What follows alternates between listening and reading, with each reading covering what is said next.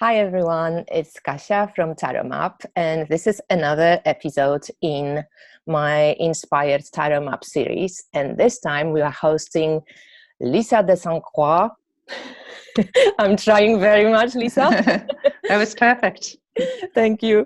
And probably most of you know about Lisa, especially the tribe that watches and is interested in tarot, because Lisa is, first of all, she's a metaphysical artist and a painter, but she also has created this wonderful Tarot de St Croix deck, and this is one of my favorite decks, and I use it for a long time and very often. And right now she also has created this Invoking the Goddess Oracle and Action Oracle deck, and also a Lenormand deck as well. So very versatile. So Lisa is a great painter, and also she teaches art from where she lives. Hello Lisa, nice to have you on my channel. Hello Kasia, lovely to be here. So I was really always drawn to your artwork because I love that kind of multicultural approach that you bring into your art. And as I mentioned, this is like no bullshit. I really, really love your tarot deck. And in the beginning, I have to, for honesty and disclosure, say that I thought, maybe it's a bit too much orange. I'm not too sure if I'm going to, gel with it. But as soon as I got it, I just love it. And to be honest, also the clients, I'm professional reader, people love this deck. It just speaks to people on a very personal level. So first of all, thank you for creating this deck.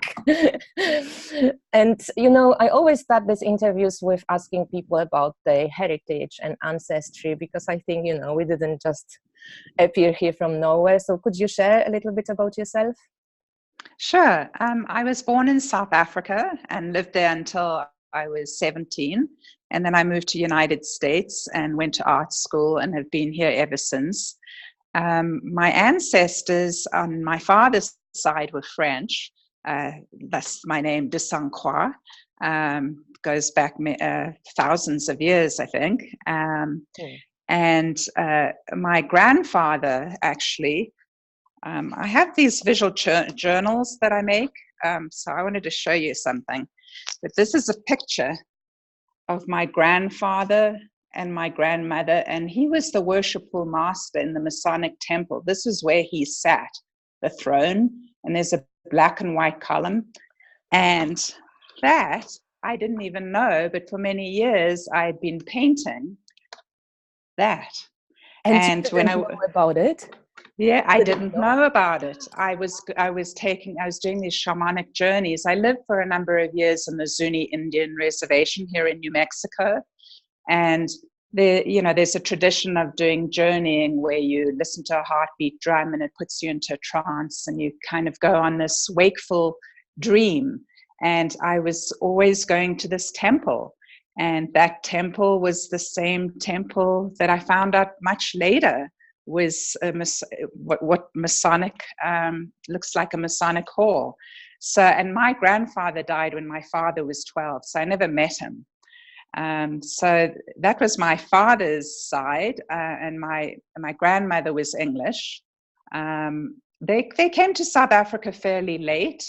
On my mother's side, I have Dutch and also Black Irish, which could be either Portuguese, the Portuguese that came to Ireland, or maybe even Egyptian. I kind of think that maybe is in there. And my heritage actually has sort of infiltrated into my artwork. There's actually a Masonic temple here in Santa Fe where I live. And I went to visit it, and we were taken downstairs into where they have all the costumes for their theater pieces. They teach a lot through their theatricals. And there was a costume of Isis. And I was like, oh my goodness, all these connections. Wow. So it's very interesting. A very fascinating story indeed, with the shamanic journeying and this image, because it's quite a striking image. And also this checkered board, the black and white. That appears in your deck as well. Yeah, that's very interesting. And you actually I love on your Instagram feed, which also I'm going to link all the links to Lisa's websites below, but I love when you post, photos from your travels and from like the visits to the desert, and they always have this very kind of shamanic journey-like feel to me as well. Very beautiful. We're very fortunate here. It's so beautiful. It's just 10 minutes and you're out of Santa Fe. Is a very small city. It's about 80,000 people. And so it doesn't take very long to get outside of the city, and there's just incredible landscape around here. So did you pick Santa Fe because you love the nature, or it just so happened that you live there, or is there any story behind that? Or well, I lived in New York for about 10 years. I went to art school there, and then I met my ex-husband, and he was a physician, and he got a job right after his residency on the Zuni reservation. And so that's what brought us to New Mexico, and it was wonderful living there. And actually my fool in my tarot deck is based on the Zuni sacred clown. So but I always, if I could escape for a weekend, I would come up to Santa Fe. It's about 3 hours away, and there's a lot of galleries and cafes. And anyway, we got divorced about 12 years ago, and I always wanted to live here, so I moved here. Cool, thanks for sharing. So can we speak a little bit about your journey with divination? I will call it divination just because you've created all these different decks from different systems. So how did you even, where does the interest, where did it come from? Was it always there? Was it tarot that interested you first? Oracles, Lenormand? Tell us about that one.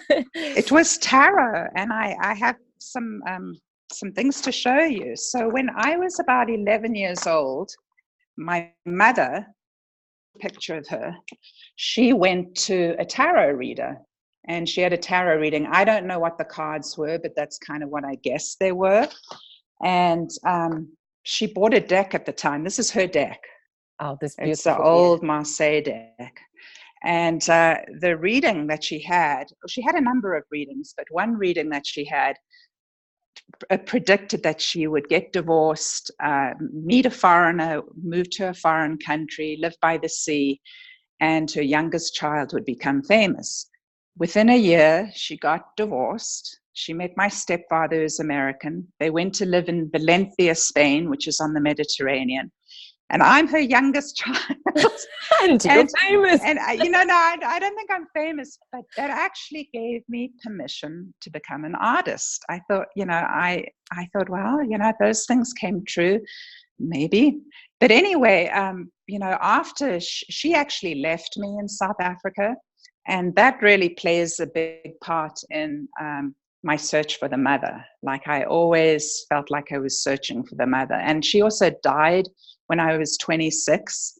So I really, from the age of about 13, I never really lived with her again, briefly, but not much. And so I always had a longing for the feminine, for the mother. And I think that's why, the goddess the is oracle so important to me. But, so anyway, she, after she had this reading and left, I was always afraid of the tarot. I thought it was, it was very scary.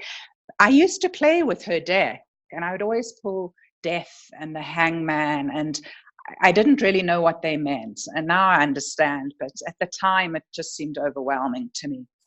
Anyway, she gave me this deck when I was a young woman in art school, and I lent it to a friend, and it disappeared. Oh. And then, and then around the year of 2000, I started to paint a number of archetypes. I was just making canvases, and I actually have some of them because I made my first deck from paintings. So I painted the Hermit, and if you know my tarot, can you see that? Yeah, totally. Yeah. So if you know my tarot deck, this is the original. This is the Hermit from the deck. So that came from that painting. So I started to paint a number of these archetypes. Here's another one, the Fool, which became my Fool. Yeah. I called it the Trickster. And I started to study a little bit about it, and then I really wanted this deck of my mother's. So I called a mutual friend. I'd lost touch with the person that I had given the deck to, but I was still in touch with another friend. And I said, I called her up and I said, do you ever see Bruce? And she said, well, I just moved back to New York. I just helped him unpack last week. I said, well, would you ask him if he still has that tarot deck? I really wanted to get it back. She said, Lisa, I saw it.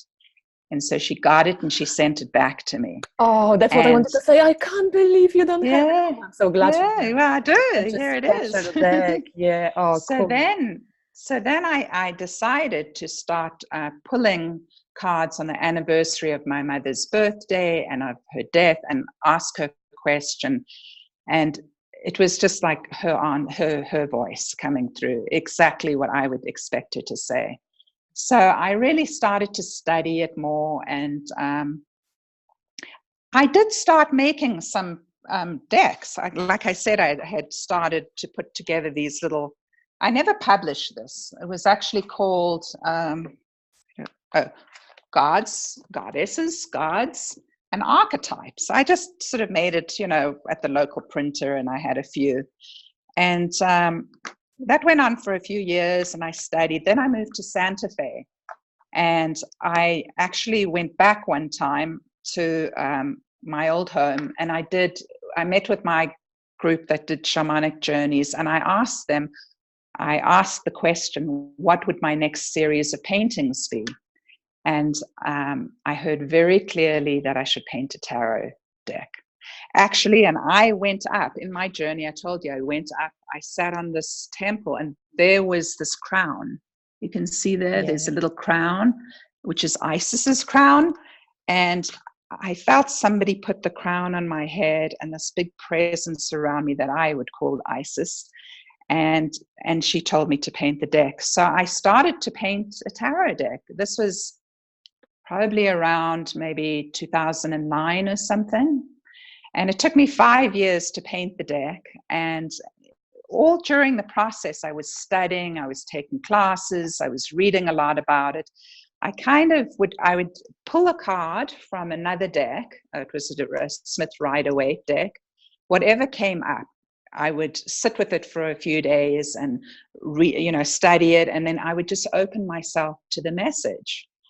So I'm going to show you one that I feel like. And this is actually, first of all, this was my card today. So I knew that I should talk about this. So this is the 5 of Pentacles.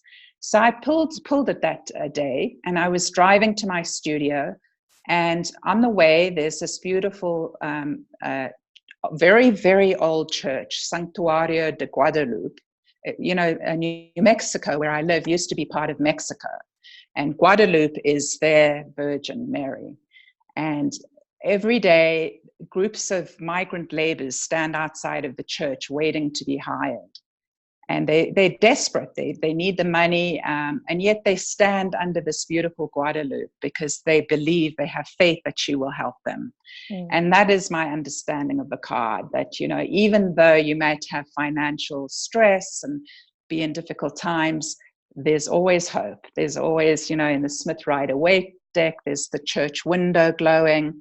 So I painted that. So that's kind of how I painted the tarot. I would really open myself to what was happening around me.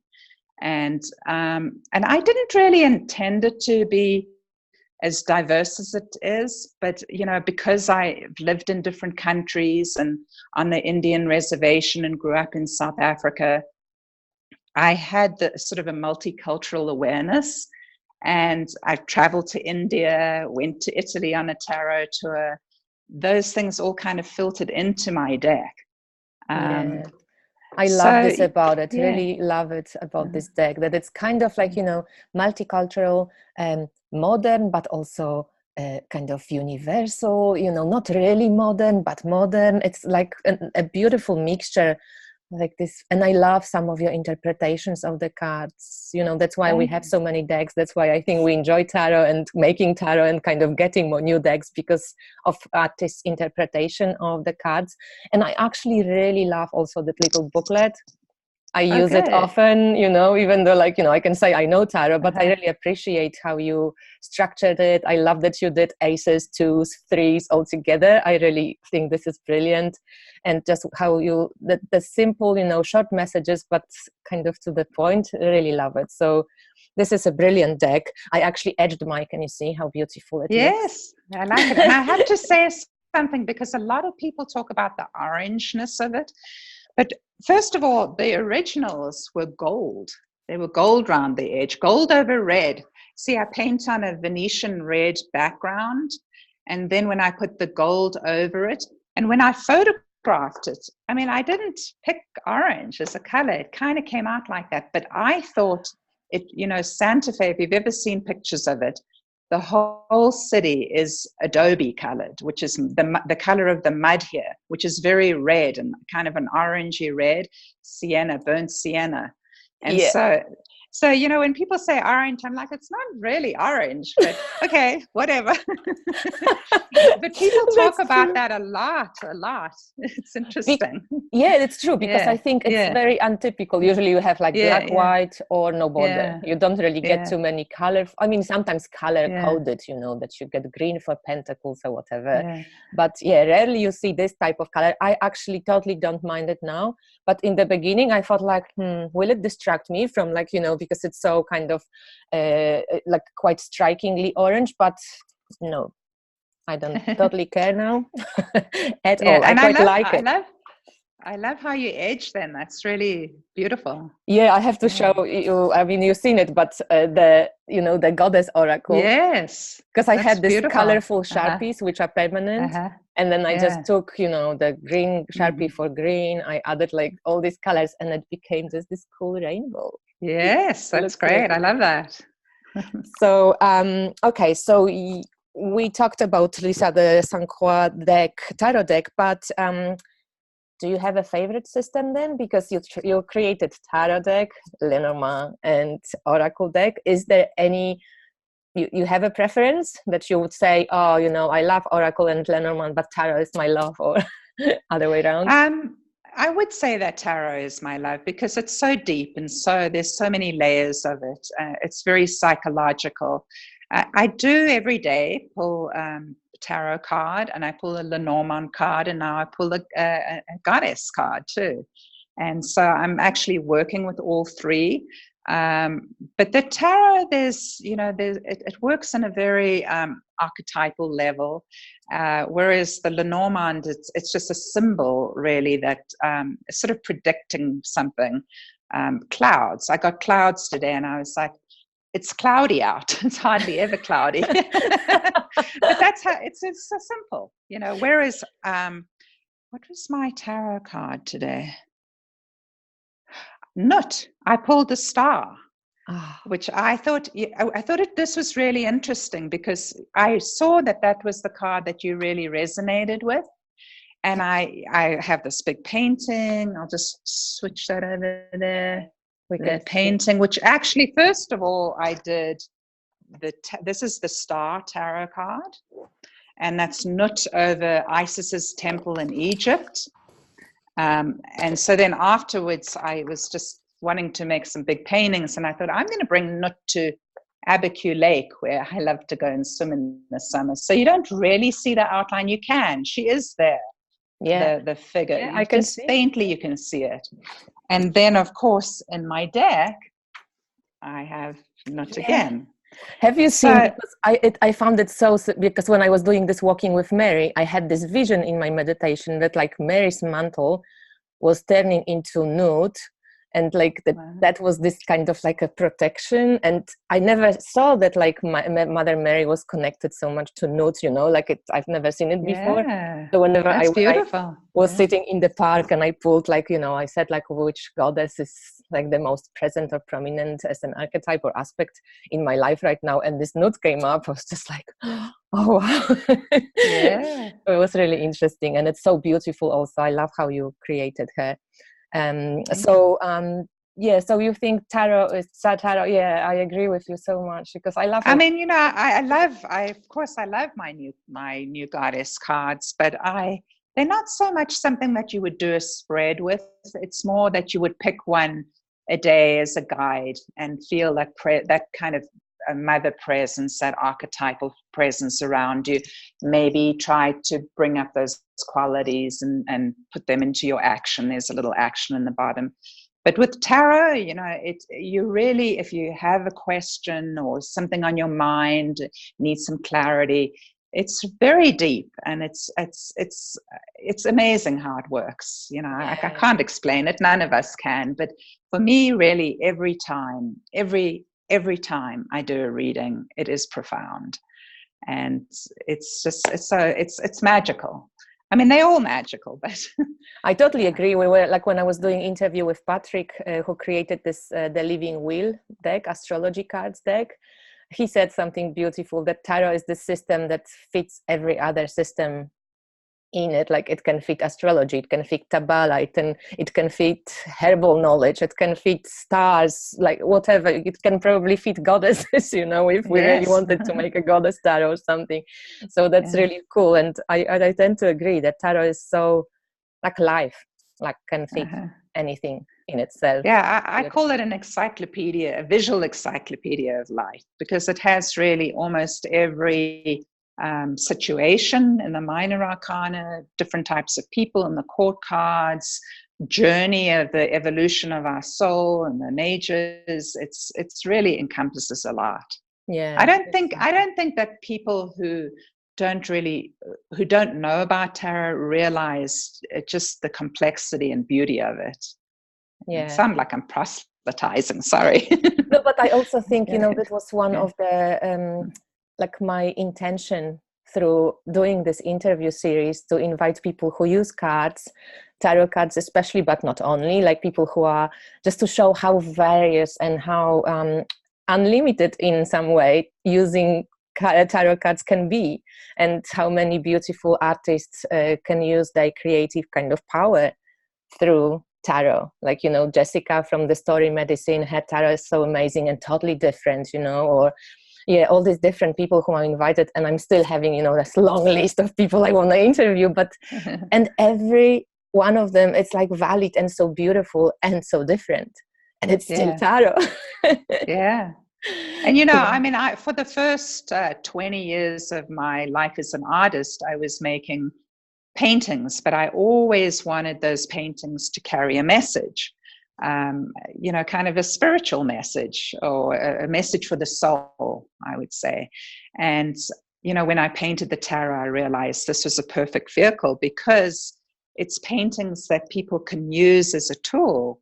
They see the imagery, and the imagery speaks to you. You don't even really have to know the whole system of tarot.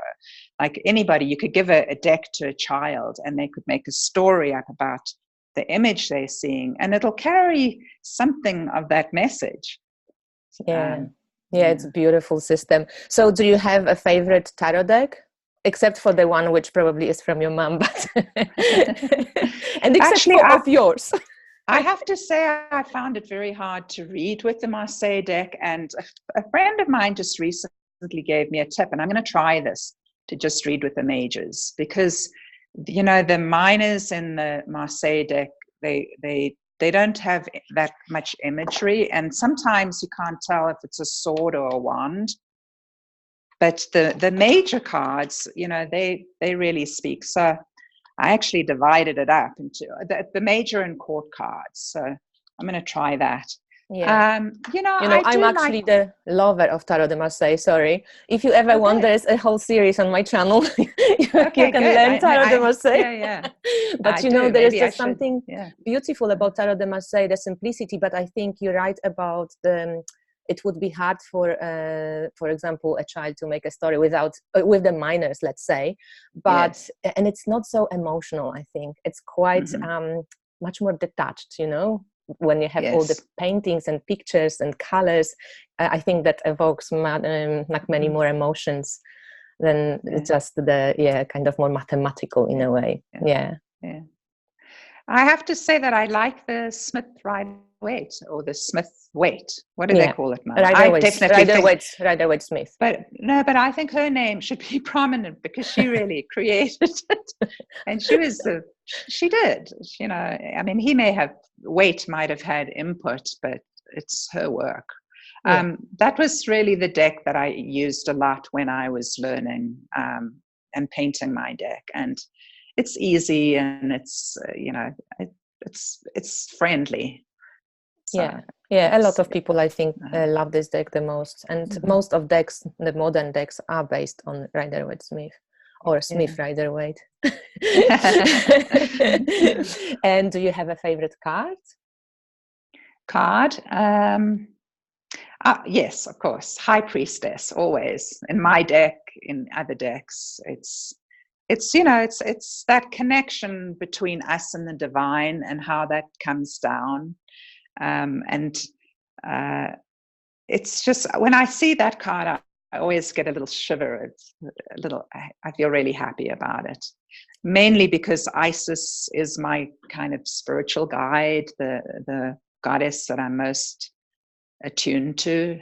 And so in both the Smith Rider-Waite deck and in my own deck, Isis is the High Priestess. Yeah. And so that card really is meaningful to me. That's beautiful with Isis. Yeah. Sorry. Yeah, go on.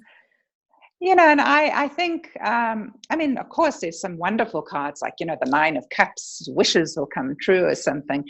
But on a much deeper level, on a soul level, I feel very touched by the High Priestess. I never understood this card for a very long time. I couldn't connect to her. I mean, my mind understood it. Like, I know what High Priestess can mean, and I read millions of books, but somehow I was always a bit like resistant. I don't know, because every probably tarot reader loves High Priestess so much, and everybody, it's a beautiful card. I love her now as well, but I'm very in awe of you picking Isis also, because I recently went to Egypt and I'm on this kind of tracking Mary's lineage back, and I have this beautiful statue of Isis with Horus. Yes. And it's just like it's like Mary, it's beautiful how it's all connected, and I just love it. Can I show you what I painted recently? This isn't in my other deck, but it's the Black Madonna, and she has the Isis crown, because I see the Black Madonna as Isis, really, with Taurus on her lap. Have you seen how many comments there were under the video and on my Instagram when everybody was going? Because by the way, guys, if you haven't seen, like, I've made a review of Lisa's Oracle deck.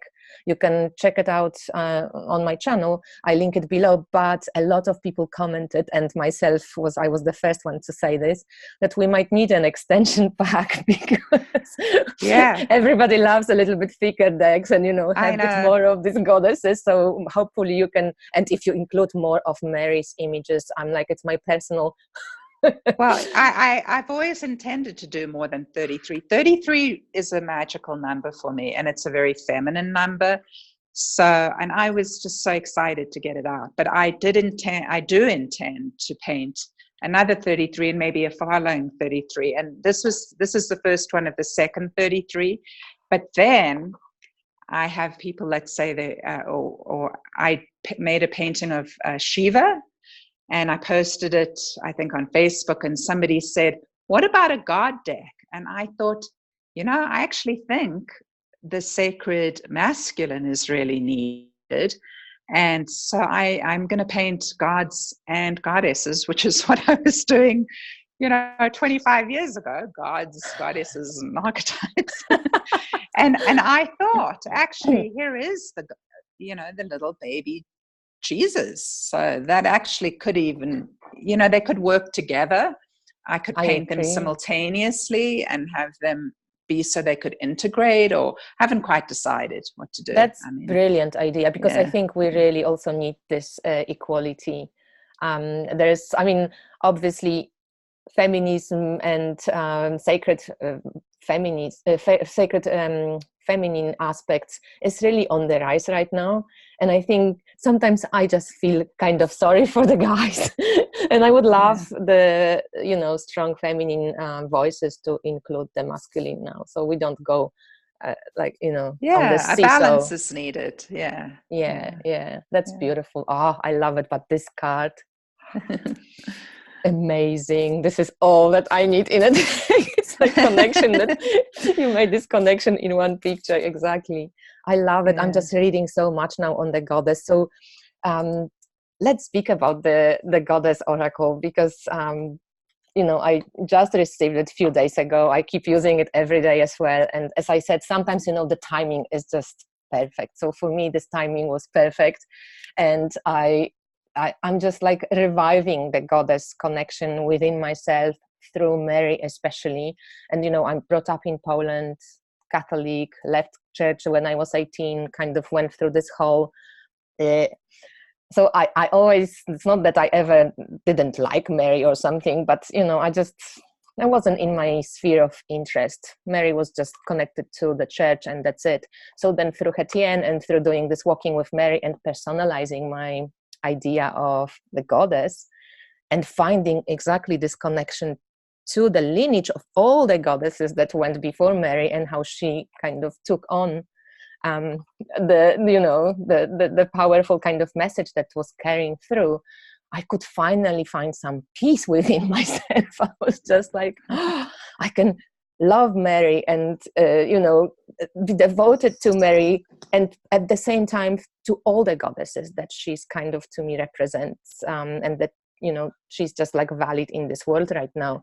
And so what prompts you to do the goddess deck? You mentioned a little bit about looking for the Great Mother always. Was there anything, like, why did you do it now? Was this any specific prompt or? I went to India 4 years ago to take a sacred painting course. It was in Haridwar at the Harish Johari house. And he's a famous painter, Indian painter. He's dead now, but his family keeps going. And can I just swivel this camera slightly? Yeah. So you can see over there. The Ganga. The bottom one is actually Saraswati. And I painted that when I was in India, learning this technique. And then when I came back, I painted Ganga. And I love doing it. And I thought, you know, I actually want to keep doing it, but not just Hindu deities. I want to do other deities too. But I was an oil painter before. My tarot deck these are oils.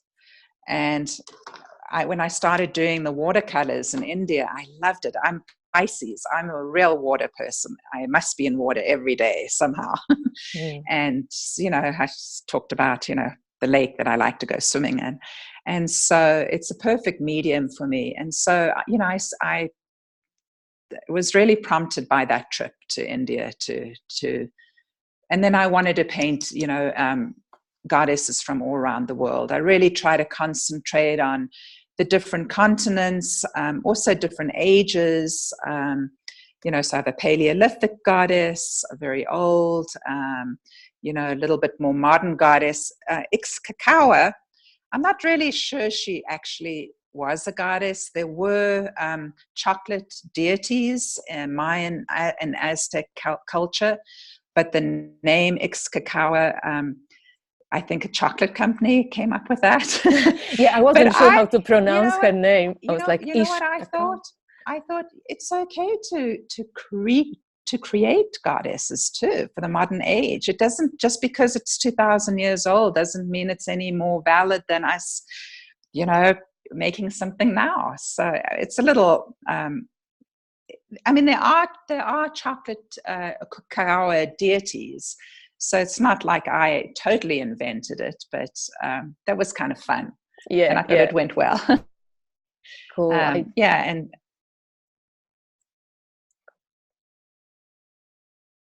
Caradwin. So I just really enjoyed looking at mythology, different cultures where I lived. You know, I painted Corn Mother, which is celebrated in Zuni. The Native Americans, unfortunately, have had a lot of their artifacts and their style taken from them. So I was a little nervous about painting that. I was like, I don't want people to think I'm appropriating their sacred imagery. So there is no exact painting that looks like that. That was kind of a combination of many images that I saw.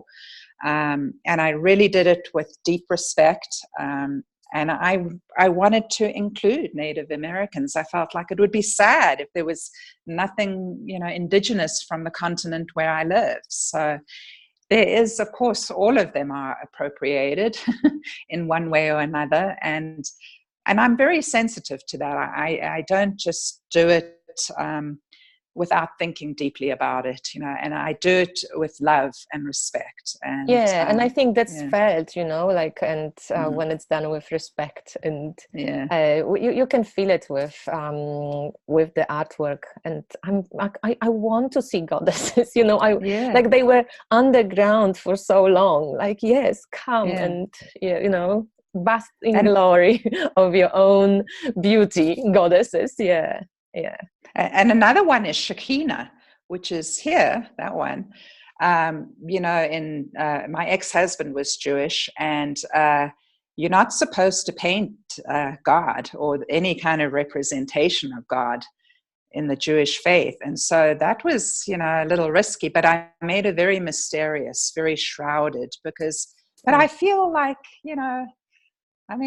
you take risks a little bit, but I think that maybe Jewish women will appreciate having their culture in this deck. I hope they do. I hope so too. It's beautiful, the Shekinah with the veil. It's gorgeous. So do you feel drawn or like kind of close to any particular goddess the most? I mean, you did mention Isis. Anybody else when you were drawing the deck? Maybe you have any stories that you felt, or the closest aspect? Well, the Green Terror. I did an initiation in the Green Terror tradition, and for many, many years, every time I felt fear or anxiety, I would chant her mantra, Tara Tutara Ture Soha. And it would calm me. And I really felt like there was some kind of protection that would happen. So she's very important to me. I'm trying to see who else. I want to say something more about Isis, is that every day, every night, when I get into bed, I go up to the upper world and meet her and sit on her lap, and she puts her wings around me. And I start to talk to her and I fall asleep immediately. And I always feel that I'm actually continuing to talk to her when I'm sleeping, but I don't know what it is. So did you have this connection always with Isis? Like how? No, I think it kind of began, it's kind of a funny story, but I had dressed up as Isis for a Halloween once. I actually have a photograph somewhere. It's probably in one of my journals. I made these giant wings and I made the crown, and I went outside. This was when I lived in El Morro, and there was this incredible dark sky with a rainbow. And it was just the most amazing moment. And I felt like I somehow called her in at that point. And the next day, this was actually when I was starting to get interested in tarot. The next day I went to do my first time ever doing readings at a little local festival. It was a tiny festival. It wasn't a big deal at all. And I felt like somehow she was speaking through me. So that was probably 20 years ago, 19 years ago, something like that. And then you continued to build the relationship. And it just kind of got, and then of course that journey I told you about when I asked what next series of paintings I would be doing.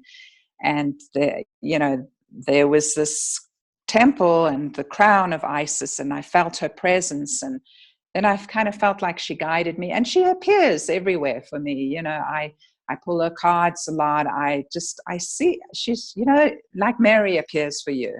Yeah. Isis is the same. It's just I this would kind of, say, when it's in your yeah, sphere of yeah, consciousness, you see yeah, it everywhere. And I live yes, in Poland, so it's not difficult.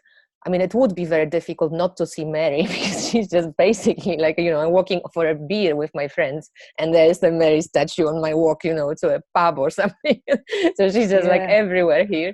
But when I yeah. went to Egypt now, Isis, definitely, I felt this, out of all the goddesses, maybe I wanted to see Nut represented, but I couldn't find much of Oh, Nut really? anywhere. Oh, I only uh-huh. remember in the Egyptian museum, there's the sarcophagus, and they put like a mirror on the bottom of it, and you can see Nut like attached to the top of the sarcophagus, when she's just like Wow, made from stars, like it's like a kind of a beautiful. female body, but Yeah, you could see that it's a starry night. uh-huh. And she was Yeah. often depicted also in tombs in the Valley of the Kings.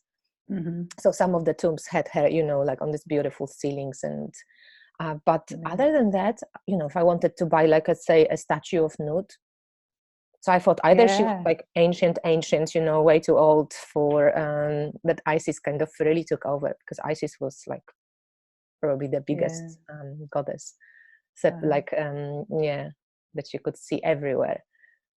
Have you been to Yeah. Egypt, by the way, Lisa? I haven't. I'd love to go. I've been Yeah. wanting to go for years, but it just hasn't happened yet. Yeah, you probably But would I love did it. go. I went on this tarot tour in, I think it was maybe 2012, led by Arnel Ando. She's led a few of them, and we went to northern Italy, and we went to Bologna, and there was a basilica. And before it was a basilica, it was a Knights Templar temple. And before it was that, it was an Isis temple. Wow. And so you go into the big basilica, and then inside it you see kind of this Knight Templar, a shrine, and then there are these steps that lead down to a river that flows underneath the Altar, the the church, whole yeah. building, and they had constructed an Isis temple there with, and there are some pillars, some like I guess the Romans brought Isis back from Egypt, and so it was Roman style Yeah. Doric columns or whatever they were.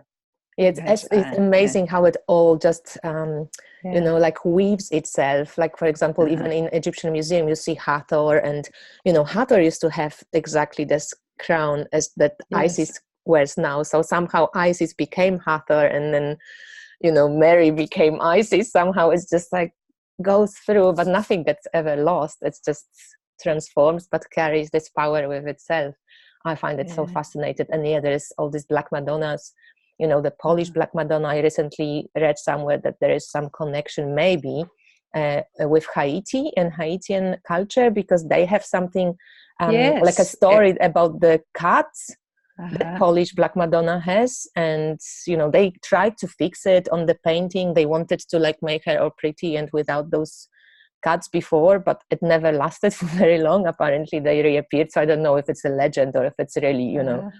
uh, proven. But yeah, it's now obviously they probably wouldn't do it, but who knows, they whitened a lot of Black Madonna, so you don't know, maybe they they want to whiten them all and make them all pretty and without any wounds or anything. But for now, I found And it very then fascinating. Yeah. yeah, and then Guadalupe, who is the Mexican goddess, she was originally Tenantzin. She was I don't know if she was Mayan or Aztec goddess. And then this man, I think his name was Don Diego, actually have it right here. He saw a vision of Tenantzin, and he had a mantle, and these roses appeared in the mantle, and it was some kind of miracle. And so he brought it to the church, and they still have the mantle in Mexico City. And he actually, those words that I wrote on the back of the card: "Am I not here, I who am your mother? Are you not under my shadow and protection? Am I not the source of your joy? Do you need something more? These were the words that he heard. These were the words that Juan Diego heard. But then the Catholic Church made her into the Virgin Mary. But she actually had this older, she was named as Tenanson. And so it's like the mother. The mother comes through many forms in humanity, in goddesses. We fit her to fit our culture. We change it to fit our culture. Yeah, exactly. So do you like to mix, the oracle with tarot? Is there you a mixer as well, or do you just use tarot with tarot and then oracle with oracle, or do you have for example, a way that you can connect all the systems? Or well, it was really interesting. I did a reading yesterday. This woman is going to Ireland to visit her family, and she hasn't been back for 11 years. And so I did a tarot. I usually do 5-card reading with tarot. It's like half a Celtic cross. And it was wonderful reading, really positive about having 2 pages, having an open mind, going with a fresh look. And then I had her pick a goddess card, and she got Bridget. I was like, it was amazing. We were both like, this is incredible. This is incredible. Bridget is the Irish goddess. So I just said, before she pulled it, I said, now this is going to be the goddess that guides you on your journey.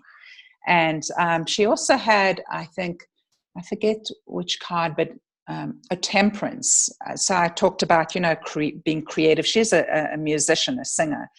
And Bridget is really about inspiration for lots of different art forms. And so she wrote to me today and she said, this changed everything for me. Like, instead of dreading the trip, she's now going ready to be inspired.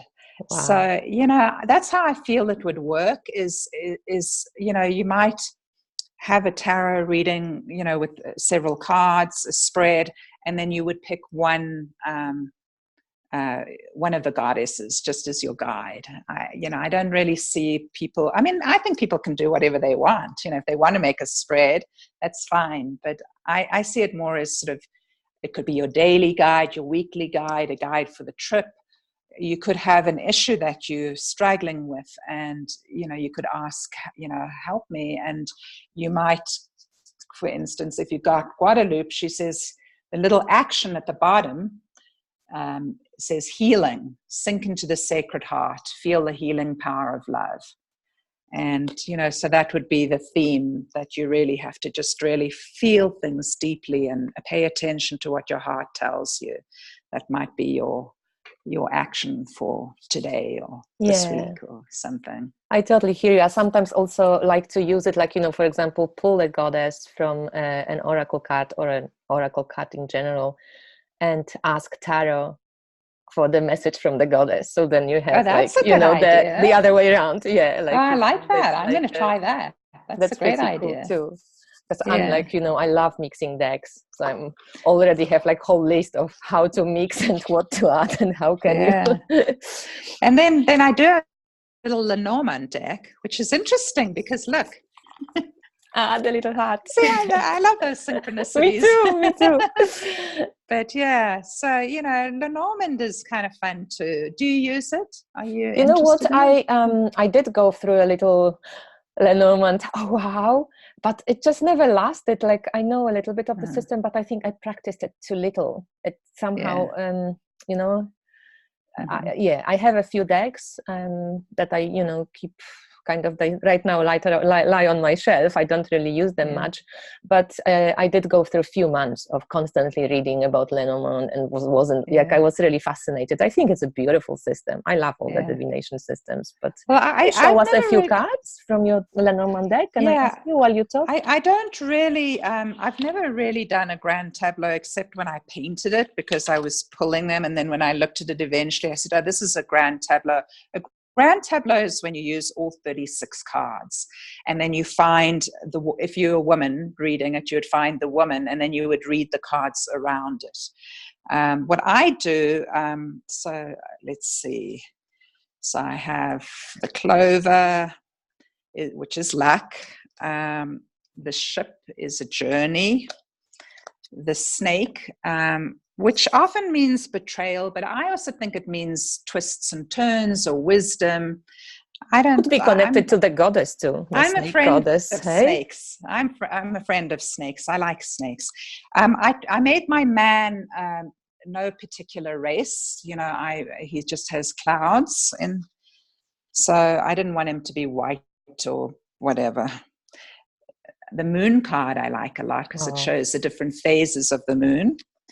The dog card, that's my father's dog, and he's actually in my tarot deck, the King of Cups. He's sitting on my father's lap.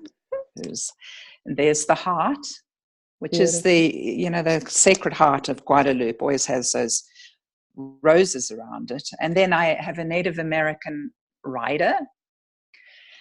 And here is my woman.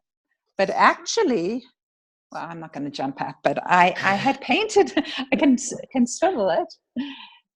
You see over here, I don't know if you can see it if it's too small. I painted another woman, and I'm almost out of my, I only have a few decks left, and so I'm going to reprint it, and I've decided to do 2 women and 2 men, and I'm going to include that woman and then paint another man, because I think, in this day and age, we want to, if there's people in a relationship with the same sex, and it's nice to have that represented, and they can choose if they want to have 2 men, 2 women, one of each, or 4. Yeah, good option.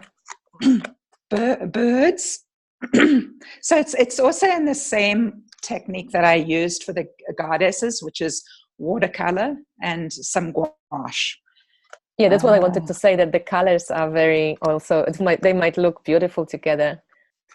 Yeah, I like my mice. It's not a good card, though. It means little worries that eat away at you, but I kind of like them.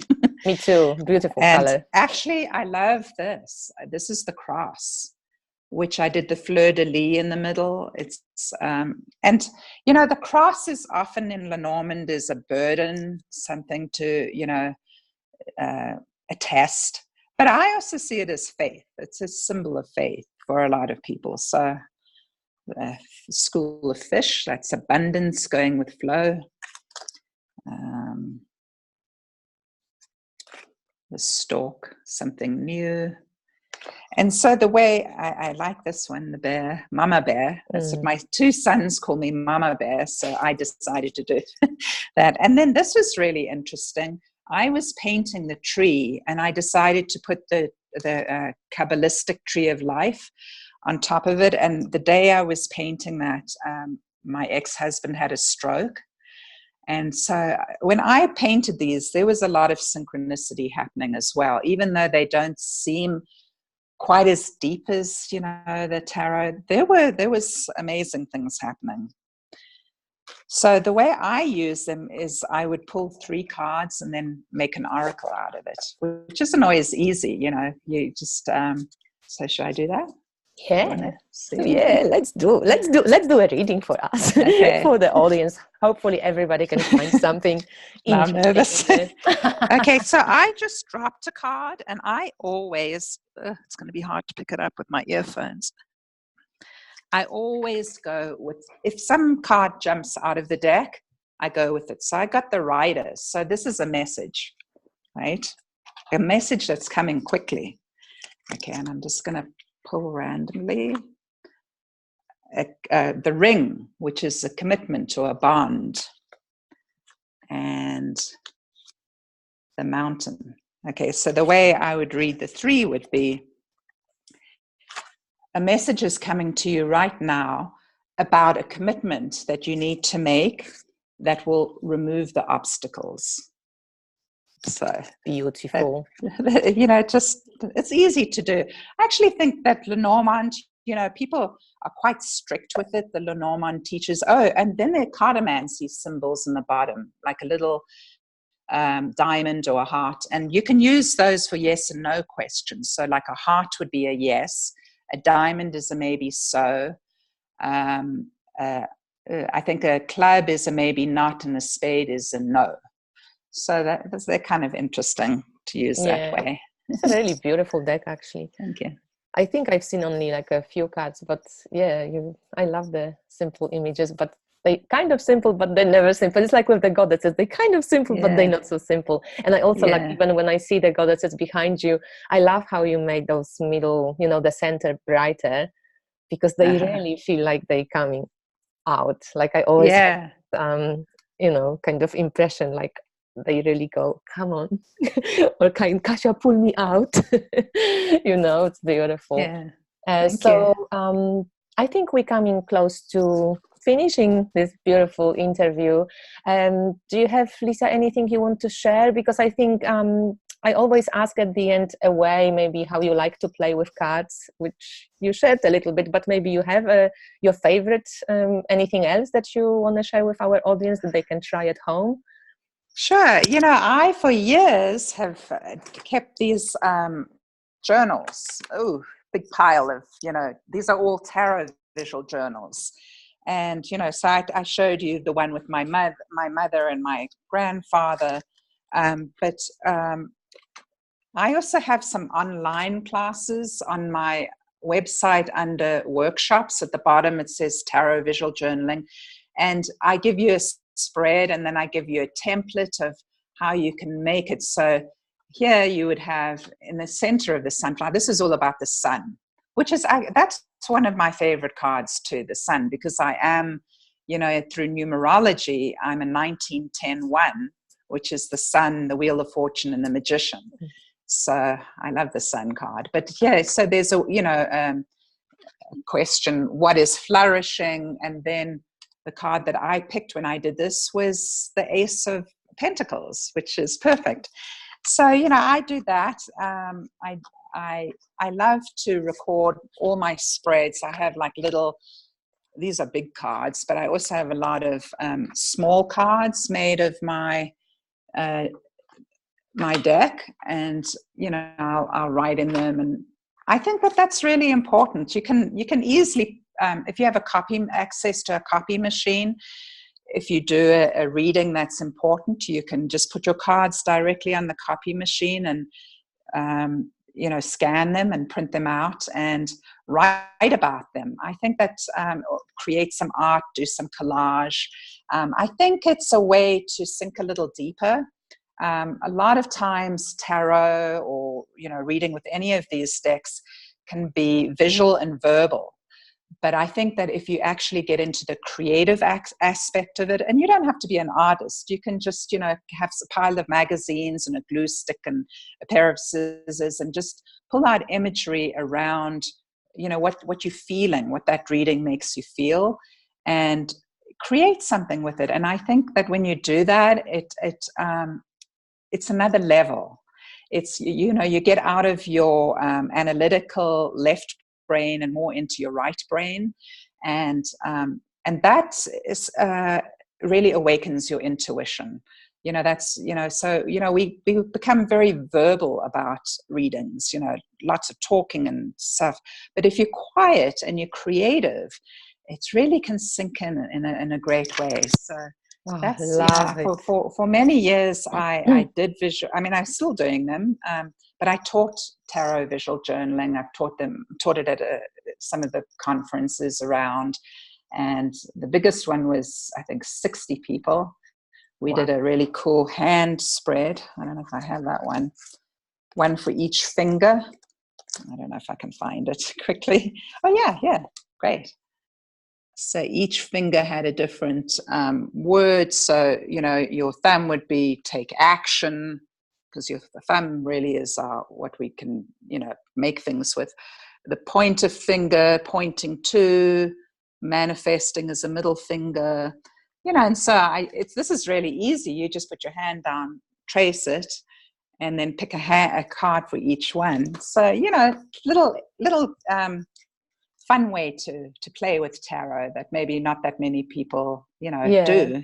They might write about it in a journal, but they don't really actually create something. And can I think ask you to share? Sorry, Lisa. Can I ask you to share that finger spread with us, or you could maybe just the positions, because I think people would love this one. I would love to try this one because it's really simple.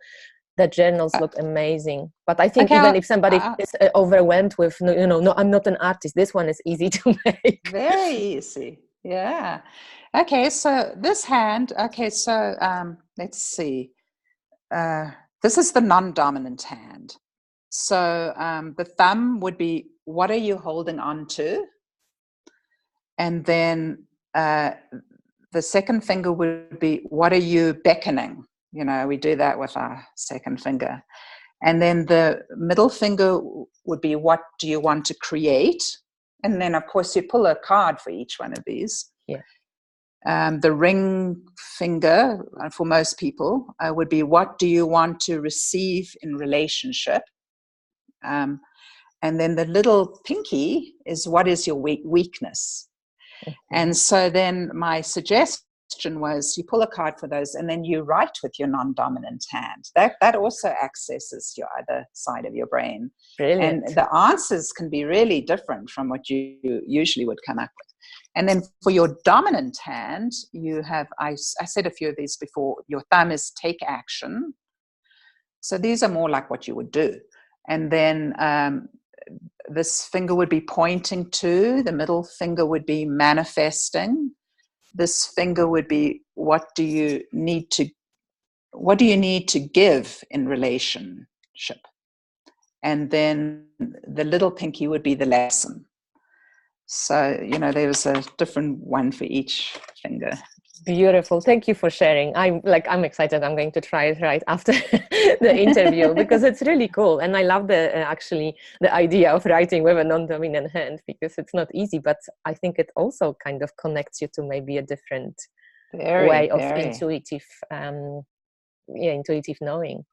Yes. And I've done that actually like on Halloween Samhain or something, is to ask a question with your right hand or whatever your dominant hand is, and then answer it with your non-dominant hand from the person. Like if somebody has died in your life, my mother, for instance, I would ask her a question and then I would answer writing with my non-dominant hand. And you let something go when you do it, like, because you're trying to form those letters like so carefully that you're not really speed thinking and editing. It's just like it becomes a very different process. So wow. I like that journaling technique. I think it's really effective. That's wonderful. I never tried this, so I'm definitely trying that. Thank you so much, Lisa. That was wonderful. I'm inspired. I want to make a journal now. Okay. And I definitely want to try all these different things. Thank you so much for all your creativity and that you share with us, and for creating all these beautiful decks, and for being so gracious in sharing, with us here. And thank you. And if you want to say anything else or just say goodbye, thank you for being my guest. Well, thank you so much for inviting me today, Kasia, and been lovely talking to you. And thank you, whoever's listening. And enjoy your cards. Yes, we will. Thank you, Lisa. So I'm going to say goodbye, guys. Thank you for watching, and I'll speak to you soon. Bye. Goodbye.